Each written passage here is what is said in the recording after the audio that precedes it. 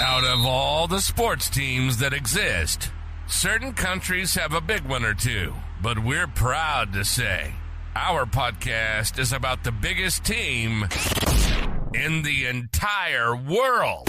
And the only thing else I got to say is, how about them Cowboys? Yeah! This is the World's Team Podcast.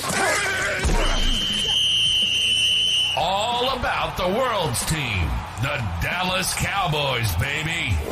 We're here to redefine what it means to be a fan of the gridiron game. It's not just America's team anymore. Nope. We're taking that star-studded pride and spreading it across the globe. Each week, we dive into all things Cowboys. From game analysis that'll have you on the edge of your seat, to reactions and all the latest news. Whether it's free agency frenzy, draft day drama, or injury reports that make us want to hug our lucky jerseys a little tighter. We're bringing in fan groups from all over the place, from Germany, France, Brazil, the UK, Canada, Japan. Everybody gets to share their 2 cents on America's favorite team. Here we go!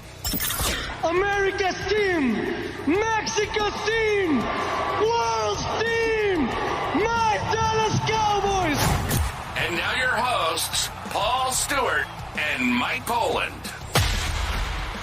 Hello, Cowboys Nation. Welcome to the World's Team. It's not just America's team, it is the World's Team.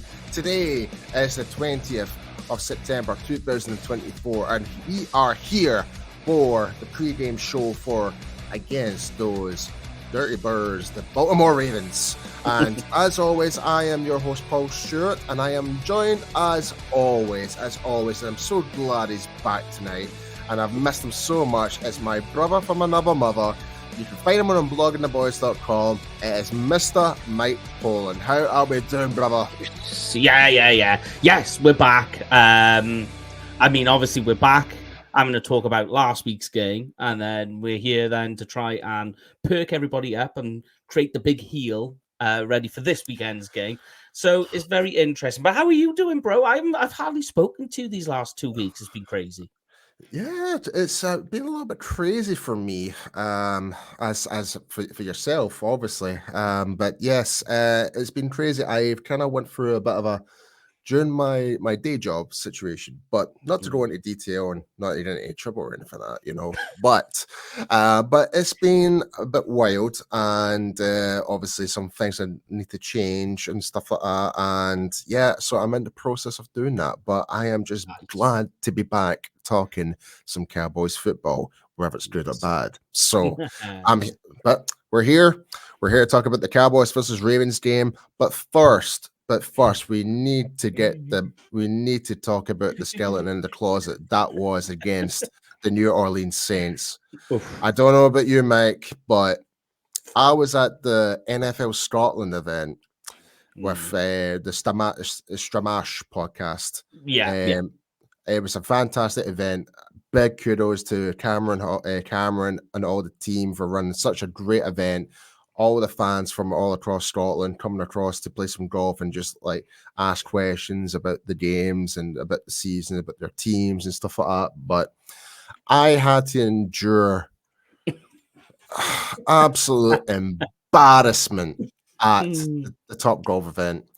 I had Philadelphia Eagles fans coming up to me, actually feeling sorry for me. I actually got an embracement from Eagles fans saying, no, I will say as much I don't like their team. I don't know if it's just an American thing. And I don't know. Like, my experience with Eagles fans in the States has been terrible. But yeah, Eagles fans here, I've been on the British Eagles podcast. Really nice guys. I can't say anything bad about them. But obviously there was a little bit of banter. But just having to witness that game against the New Orleans Saints. I feel like I was going to throw that golf club over 200 yards rather than the golf ball. I'll be perfectly honest with you. It was, but hit me with it, mate. What was your initial thoughts of the game? But yeah, I mean, I was at the time, which was why my social media during the game was empty. I was watching it as I was driving. Don't recommend it. Driving back in the That's night in the very rain. dangerous, Mike. I do not recommend it, and drive responsibly. And but yeah, I mean, the game was just all the defense, more specifically. So we always talk about the foundation of a team. Foundations of the team is the trenches, both ways, offensive line, defensive line, straight down the middle. 100%. I am with you with that one, my friend. And the defensive line. I mean, I don't know what I don't know what that was about. I mean, we're watching interior guys, edge defenders. I mean, they're just getting bullied. They were getting thrown around like an empty suitcase. That's the best description to summarize our defensive front in that game. We got absolutely bullied off the ball, like literally. Like it wasn't so much getting double teamed, or it was like one-on-ones. Easy stuff. I mean, I don't know if like I'm not, and I don't want to try and single out players because it's just unfair. But I do need to say this: for the likes of Jordan Peters, Jordan Phillips. I do apologize. John Peterson is a commentator. Oh God, I don't know where I'm going with that. But yes, Jordan Phillips. Yeah. There has been a report that he's had some injury problems and stuff like that, of course. But whether that play a factor into the game, I'm not trying to give him an excuse. But to see him at basically on the 5-yard line, like to try and stop the run, the run is coming. Yeah, he was basically heads up against Cesar Ruiz. Yeah. He was hat on hat. Yeah, right. It was 1-on-1. Yeah, Phillips got absolutely jacked up and get driven 5 yards into the end zone. Yeah. So you're talking about 10 yards getting driven back by one single offensive lineman. That is not good enough. I'm sorry. Like I'm not willing to accept that. And I'm sure Mike Zimmer is not willing to accept that type of performance as well. And obviously, as we've seen over the course of the week, on 1.35 The Fan, Jerry's kind of been on the show saying that they've looked. I know. He's saying that they've looked over the game film and whatever, and they think they know what the problem is. They think they've got it fixed. Hopefully. Yeah, I mean, like the issues as well, because people made complaints about the linebackers last week, and I'll call it as it is. And to me, I think it was unfair to blame what the linebackers were doing. Very unfair. Very unfair. They were walking double time essentially. Oh yeah, and that like, and I'm going to sound really brutal for saying this, but it kind of felt like, in a way, it's like the polar opposite direction of what Jalen Smith was doing. Yeah, no. I mean, go on. Because if your defensive line are not hitting those gaps and they're not sealing those gaps and like basically trying to like force the issue to that offensive line, then obviously that's going to leave not just the linebacker's role to hit their gap in jeopardy, but you've now got another gap potentially, and that happened several times during that game. It's like, what is the linebacker supposed to do? Like, the linebacker has his role, they are supposed to execute it, they're doing that. But if our defensive line, especially on our interiors, are not doing their job, then it's going to be a recipe for disaster. It does not matter. So it always starts with the defensive line. It's a pure chain reaction. It was from D-line to linebackers, then to secondary. Correct. It should never have to be the linebackers like key blame. Job.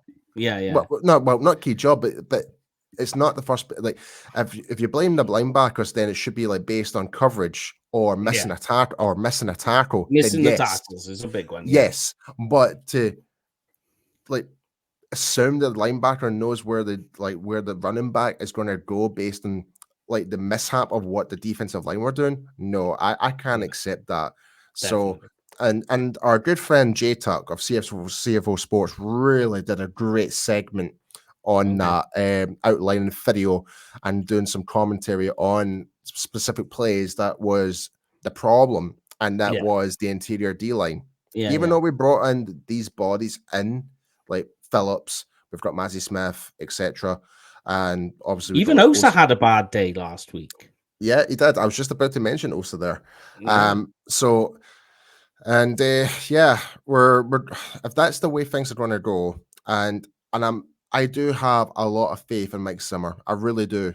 Like, his philosophy is what I really do like. He tries to keep it the more less is more approach, try and keep it very simple approach to the Mm. defense. But if players are getting manhandled, then that, like, if one person gets completely manhandled, then the whole rest of the defense basically falls apart.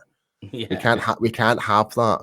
So, but yeah, And don't forget Mike McCarthy as well. Mike McCarthy, not just with the Dallas Cowboys, we've seen it with the Dallas Cowboys, but with Green Bay. He's always been one of those coaches that's good at preparing his team, especially when they've had a down day. When they've had a bad day, he has been renowned to be able to lift that team back up, elevate it back up out of the dirt. Yeah, like I think the only time I can recall in terms of, well, losing consecutively, obviously we don't want to talk about the 2020 2020 season, but in terms of last year, I think it was like Miami and Buffalo were basically week after week, I believe. Yeah. I can't recall what the schedule was from last year, but Sounds it's right. like, yeah, but the thing that annoys me the most, right, and this is a Mike McCarthy issue, is the fact that we go into these games like the Saints, like the Cardinals from last year. We Go on. expect to win these games easily, and we get Okay. absolutely cooked. Like, I don't know what is going on.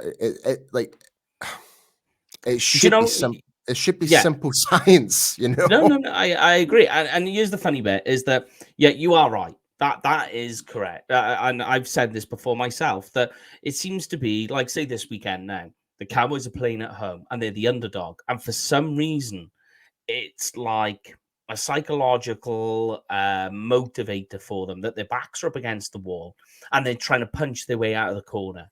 And they do it. I mean, it seems to be whenever when they're not the favorite to win this game, they seem to come out and all of a sudden you go, where did that come from? Sometimes, yeah, they do lose, but they overperform from expectation. You go, oh wow, and I know there's going to be Cowboys fans out there now going, what the hell are you talking about? When does that happen? No, it does, genuinely. And another thing as well is whenever we actually don't take the lead in the game, that's when the heads go down as well. There is a measure with players' mentality whenever we don't put the points on the board in the first drive, or we make a stop in the first drive. Like, it's always seems to be. It seems to be like whoever they struggle with controversy.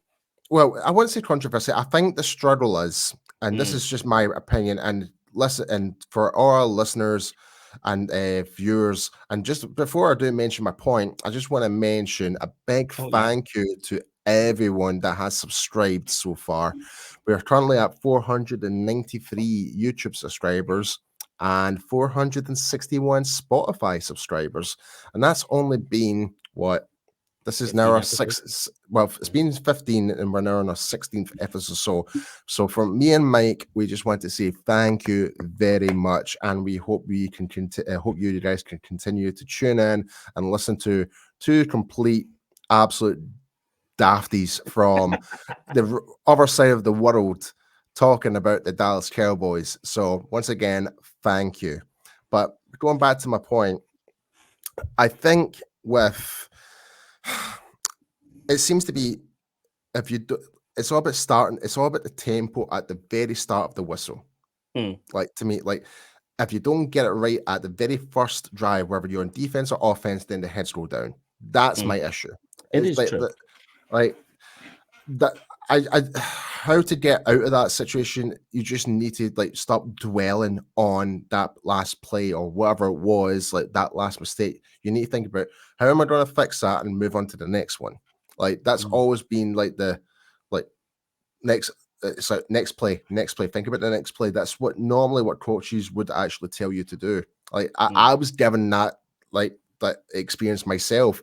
If I made a mistake, I would either be taken off the field, or I would be getting grilled saying, "You know what you did wrong, right?" It's like, I think so. It's like, you either think so or you don't. Oh, Like, yeah. like, and it's like, right, yeah, I do know what I did wrong. It's just, well, don't do it again.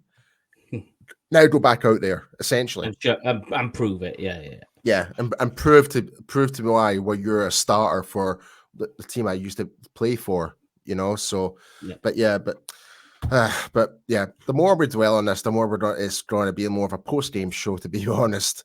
But but either way, folks, it was not a good game, and leading up to this game against the Baltimore Ravens, bear in mind that Ravens are 0-2. Correct. They're going to come out for blood. They really are. They haven't gone 0-3 since 2015. Wow. Yeah. The reason I'm saying they're coming up for blood, right? When you look at their past two games, they narrowly lost to the Kansas City Chiefs, obviously. Correct. With the whole ICR late play, late touchdown, never started. Whatever went on there, yeah. Which was legitimate. It was legitimate. He was out of bounds, whatever. And obviously the shock, and to me, the shocking loss to the Las Vegas Raiders, I was surprised about that. But yeah. Obviously, they're going to come home to AT&T Stadium against the Cowboys. And based on our last performance, I'm not going to sugarcoat it, Mike. I am nervous as hell about this game. I think that the bigger issue is the run defense. So, we just spoke about the Saints game, defensive line getting boss and bullied around. And then you come along and you go, right, you're about to face Derrick Henry and Lamar Jackson. Lamar Jackson leading the league amongst all quarterbacks in rushing yards. I think he's actually leading I think he's like in the top 10 and even. Oh no, yeah. I think he's about 7th. I think 6th or 7th among in rushing yards, and that's concerning. And it is scary when you look at that, because then you go, oh wow, well, what do we do here? Plus, then you add in the factor of, is Isaiah likely at the moment coming up at the tight end position, but they have Mark Andrews. He has been I have to admit, he has been underperforming so far. Correct. And what I'm concerned about, legs of Mark Andrews, this could be the swan song for him for this game. This could be his coming out party, And here's another thing. Here's another interesting thing.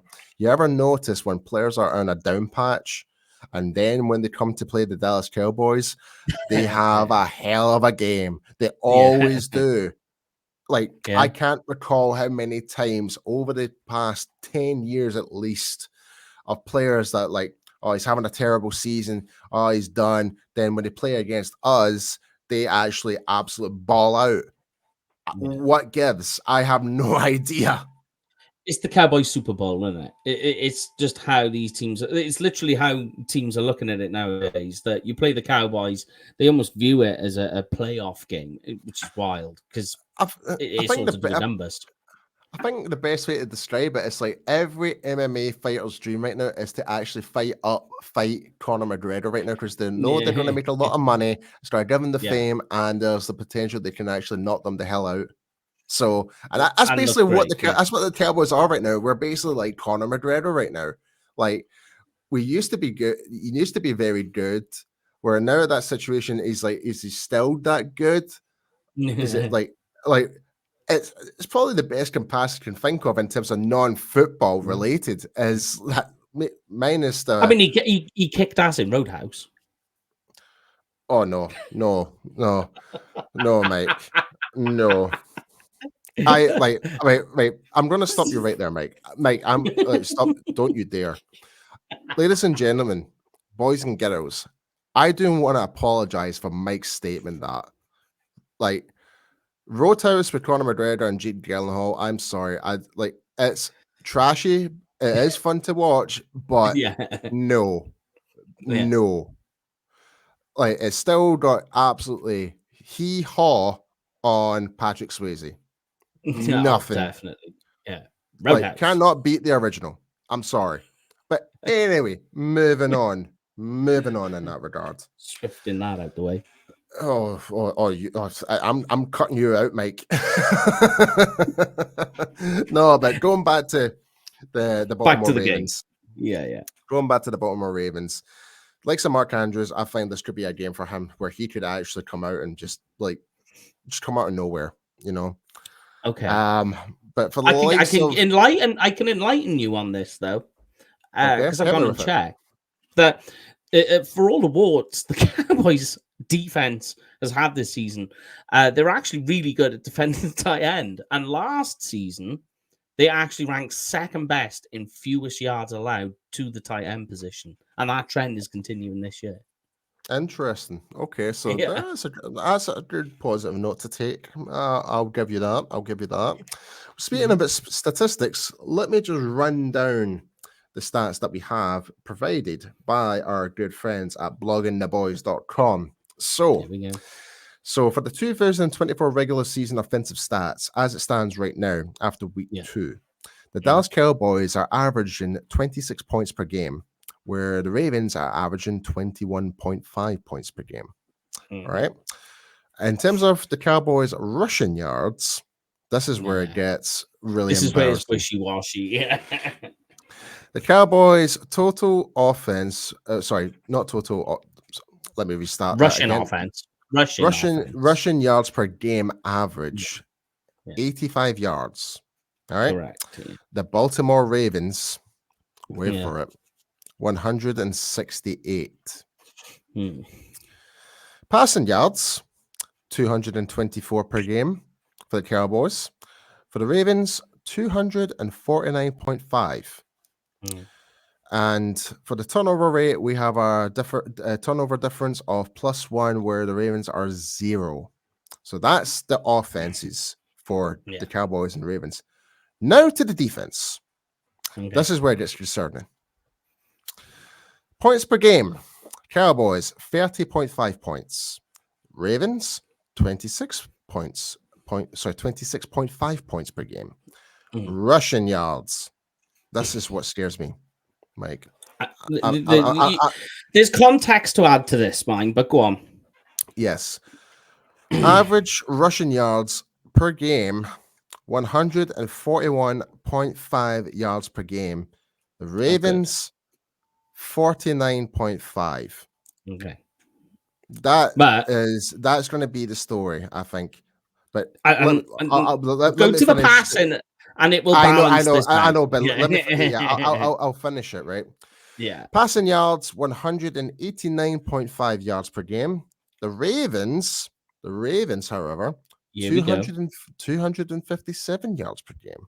So with the total yards average per game, it's 331 for the Cowboys and 306 for the Ravens. So, and what's important to take away from all of that is when you talk about the Ravens, and in a vacuum, people will look at it and go, "Oh my God, they're allowing the fewest rush yards on defense." But the 257 passing yards per game that you're talking about is worst in the NFL.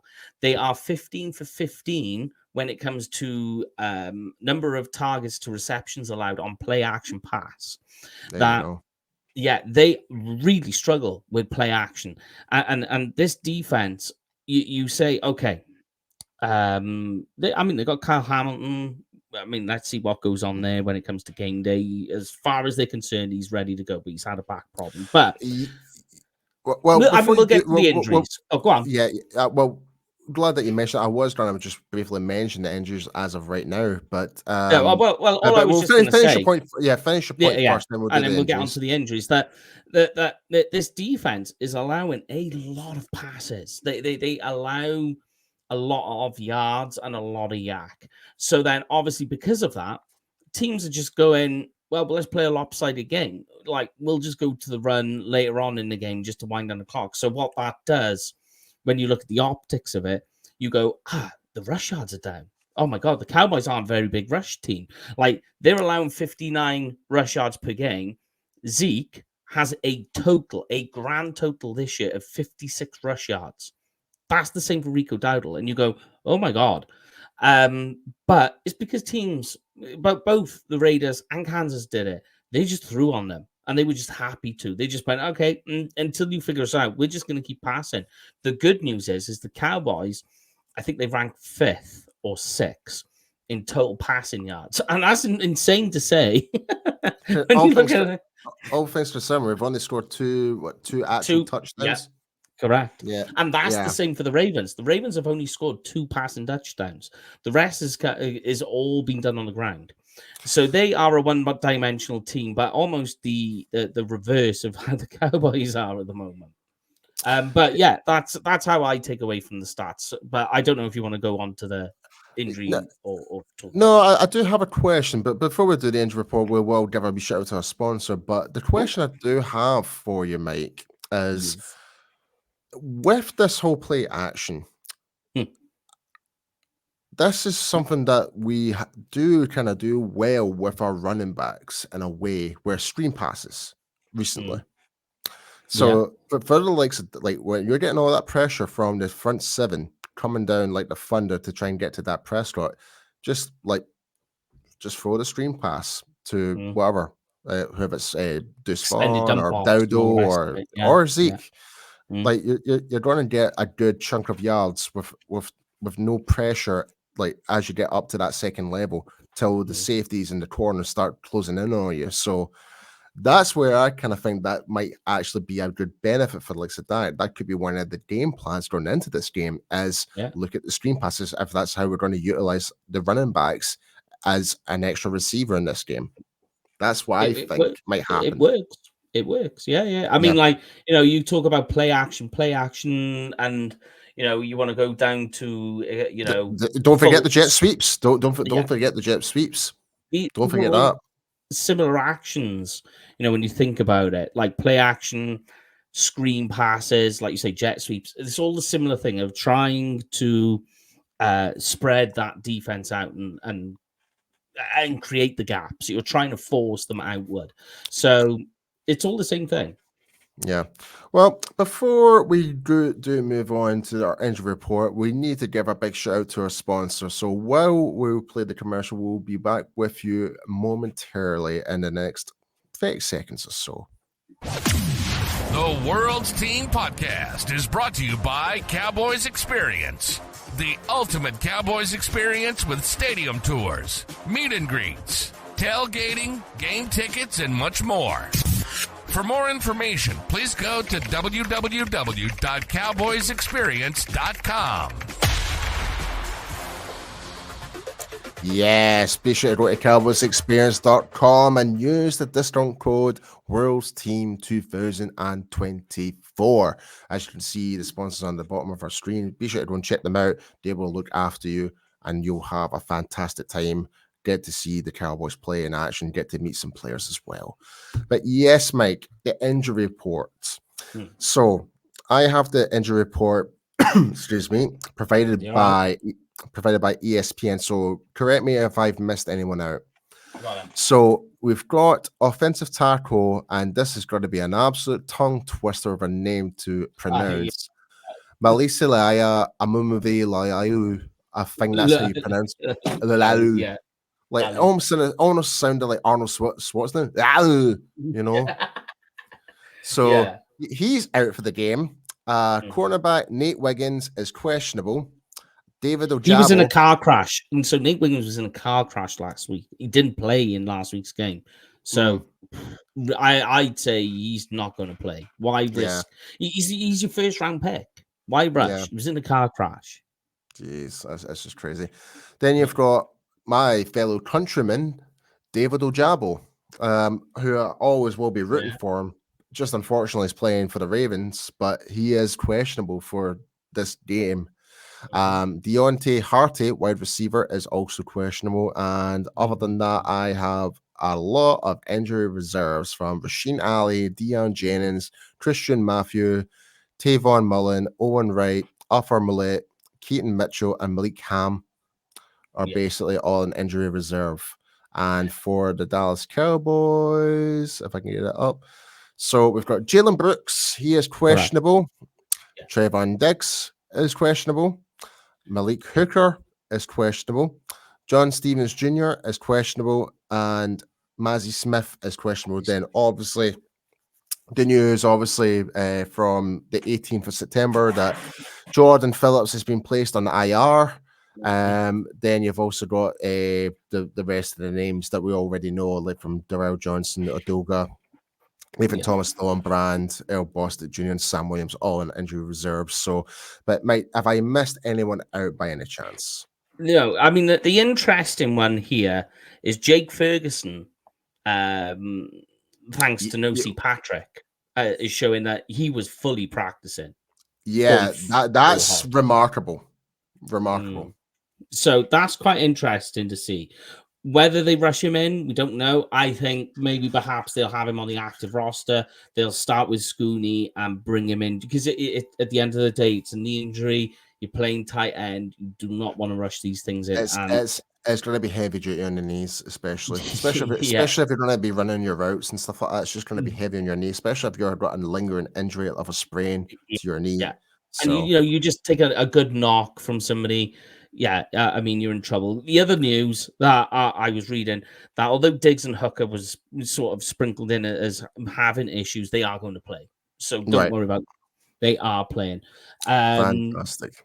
Yeah, the only ones that really haven't had much enlightenment on is what's going to go on with Brooks, what's going on with Mazzy, and obviously John Stevens is still dealing with his issues there. So, yeah, according to the report, and this was reported by John Machota of Athletic Reports, it's down to an ankle aggravation or something like that, and along the lines of season started. So yeah, but there's no information regards to Mazzy Smith why he's questionable. We don't know if it's down to illness. We don't know anything, unfortunately.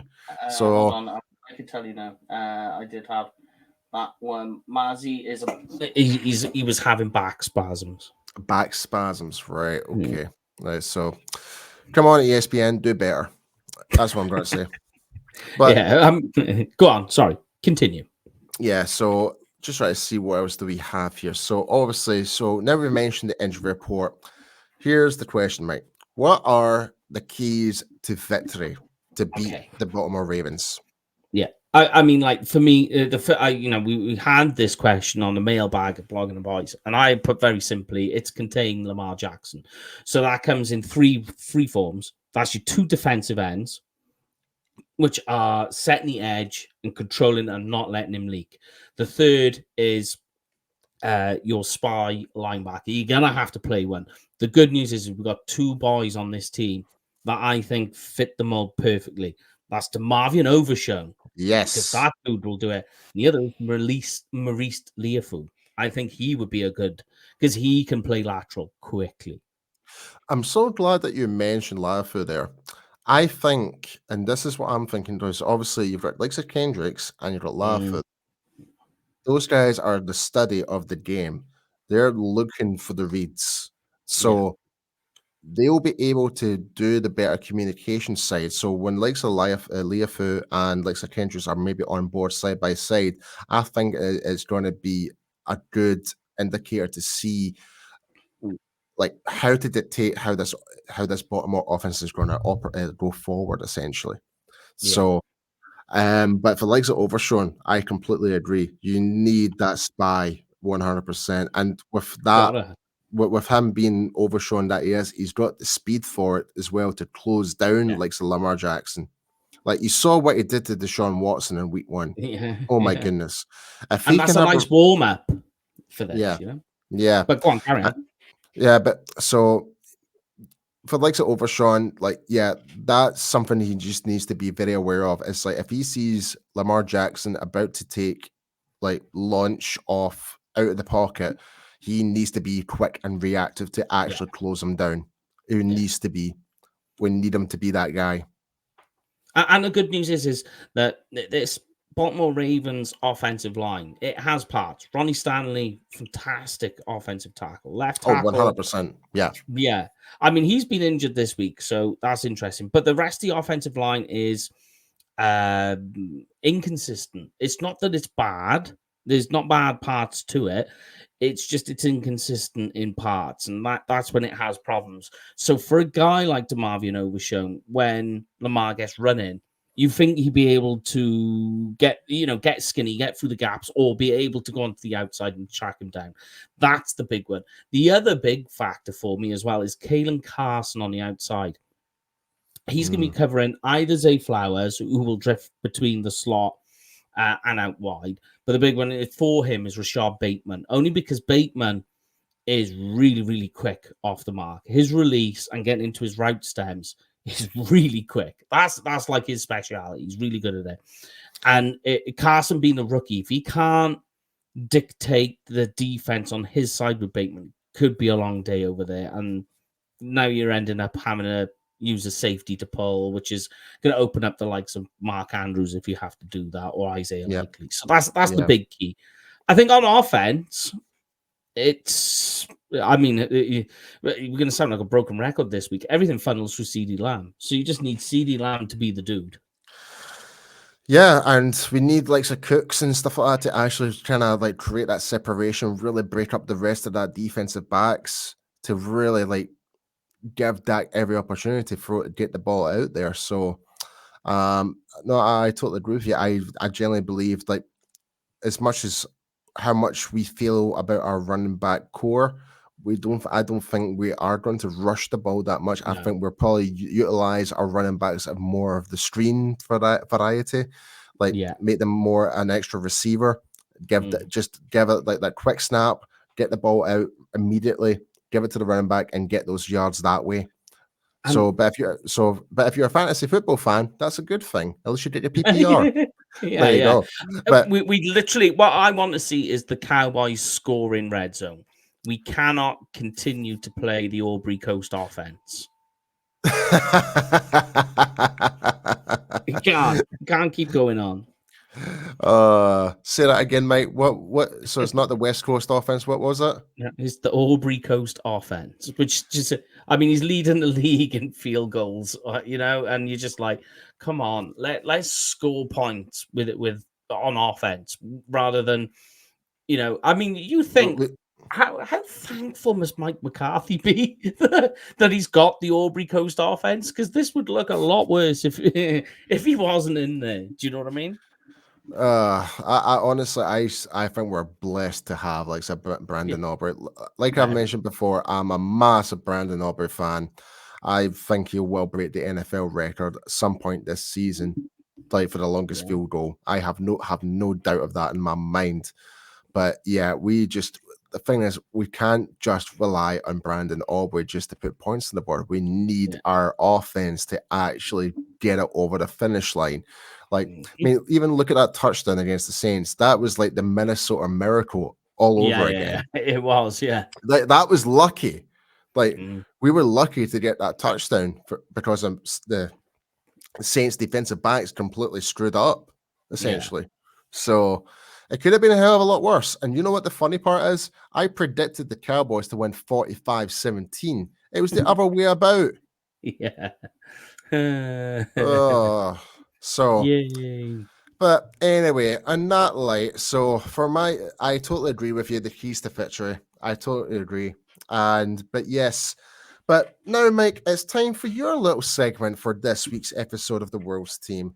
It is Mike's Would You Rather. Yeah. All right. Would you rather? So, all right. All right. So this is your option. I'm going to the running back position. All right. All right. Okay. All right. So Rico Dowdle or Ezekiel Elliott to score a rushing touchdown in this game. Which would you rather see? I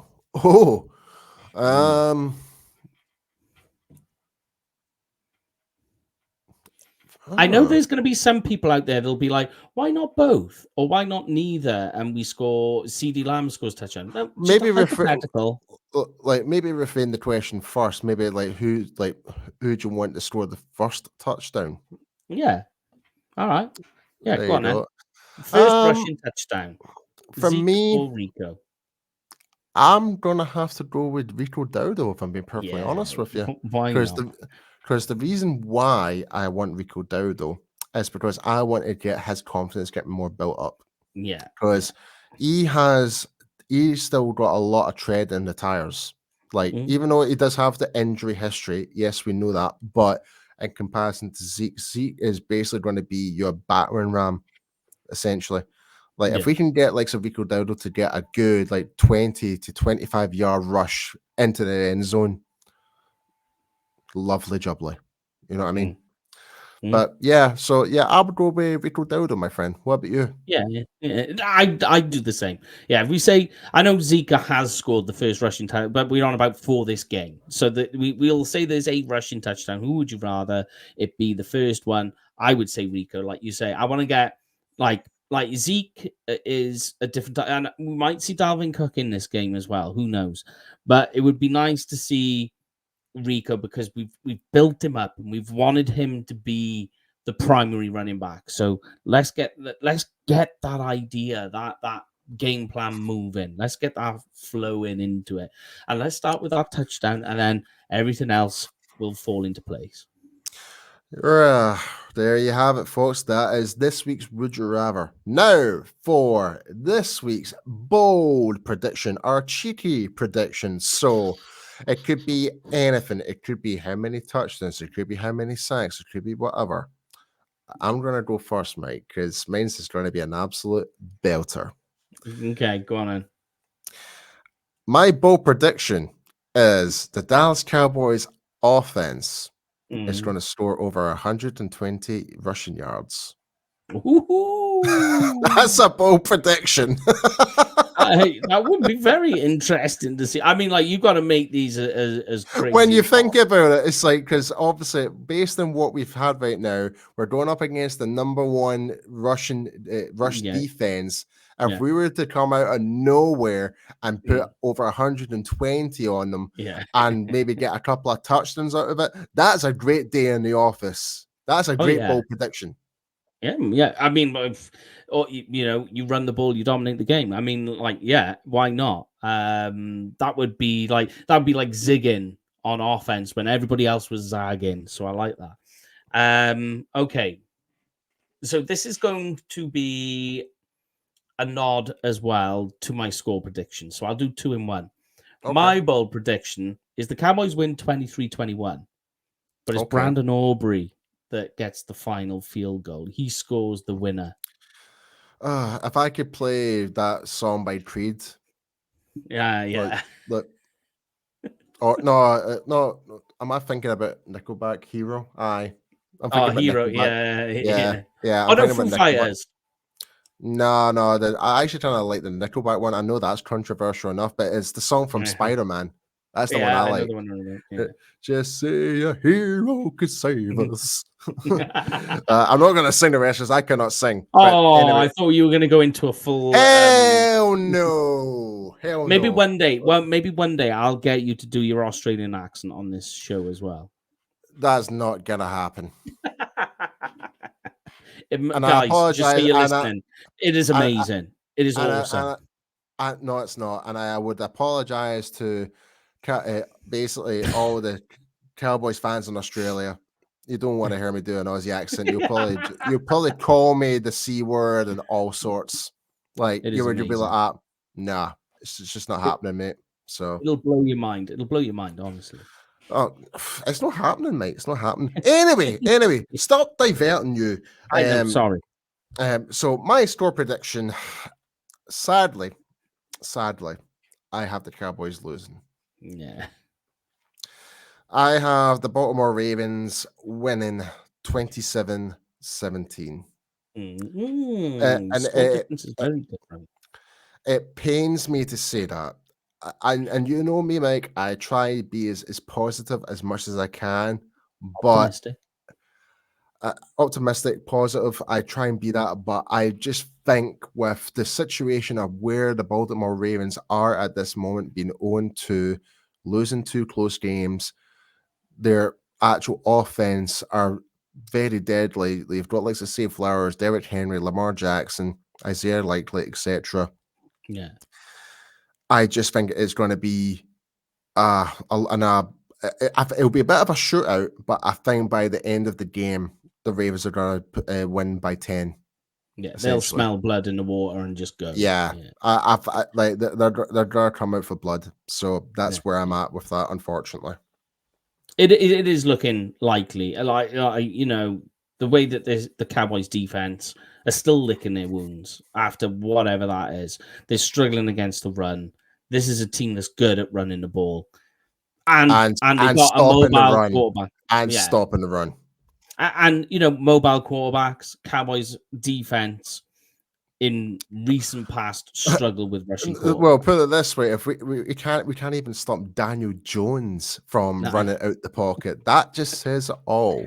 Yeah. So we haven't learned our lesson. So. No. But yes, there we have it, folks. That is our game thoughts against the Baltimore Ravens this Sunday at AT&T Stadium. If you're going to be watching the game at the stadium, I believe it's going to be a 3:25 p.m. kickoff Central Time. If you're here in the United Kingdom and the UK time zone, it'll be 9:25 on Sky Sports. And if you're anywhere across Europe, it's going to be like 10:25 p.m. And if you're like in Japan, stuff like that, it'll be like in the early hours on this Monday morning, which really sucks. I feel terrible for our friends across the rising sun, pretty much. So they're in Australia and New Zealand, having a morning game. Oh God, yeah. But anyway, folks, like I said, that is the end of this week's show. Before we do go, as always, Mike, please tell everyone where everyone can find you on social media. You can find me at Kenfig Cowboy. Kenfig with a K, Cowboy with a K. And what about you, Mr. P? You can find me at I am P Stu on X and Instagram. But yes, folks, we will be back next week to share our thoughts quickly about hopefully a Cowboys victory, even though I do have my reservations. But we will be commenting about the last week's game. Then we'll be talking about the preview against those pesky Giants and how they're going to be doing. We might have another special guest.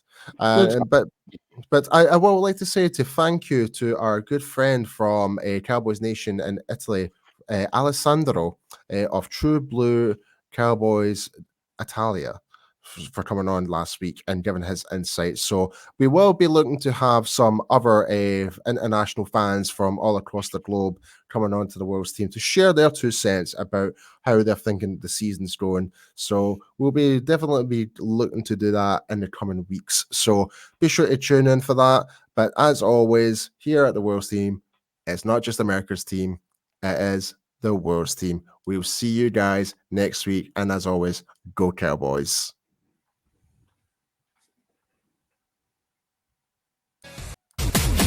You've been listening to the World's Team Podcast. There's no other team like it in the world. Nothing more electrifying than the Dallas Cowboys. And we're here to prove it. We bring in fan groups from Germany, France, Brazil, the UK, Canada, Japan. We're everywhere, baby. We hope you've enjoyed the show. If you did, make sure to like, rate, and review. We'll be back soon. But in the meantime, find us on Instagram at the.worlds.team, on Twitter at _worlds_team, and on YouTube at the World's Team. How about them Cowboys? And the only thing else I got to say is, how about them Cowboys? Yeah! See you next time.